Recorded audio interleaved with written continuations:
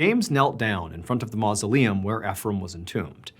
And William struck a match and lit the lantern he had brought with him. And immediately the light from the lantern, it illuminated the door that led into the mausoleum, and they saw it was sealed shut with a padlock. So James, who's knelt down right next to the door, he pulled out a small hammer and a chisel, and he began to work on this lock. And eventually, he popped it open, he took the lock and put it on the ground, and then he stood up, and he and William were like, all right, here we go.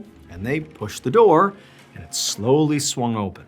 James stepped inside first, with William right behind him, holding up the lantern. And the space was cold and musty, and it was this kind of claustrophobic, all brick space that was covered in cobwebs.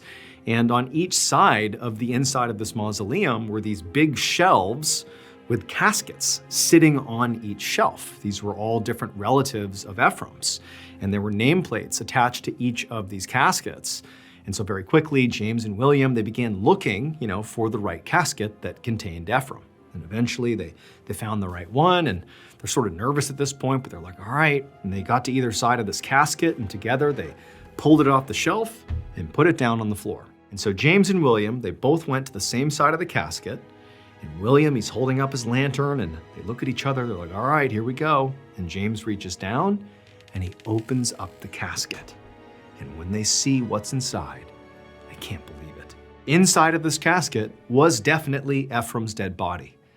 But even though Ephraim's clothing had clearly decayed into stringy brown mush, Ephraim himself did not look like he had been dead for 20 years.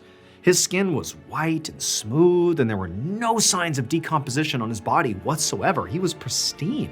In fact, he looked like he was just sleeping, like he could just open his eyes and he'd be just fine. And so James and William are so spooked by this that they just instantly slam shut the casket, they turn, and they sprint out of the mausoleum, they flee the cemetery, and they pledge to never talk about this again.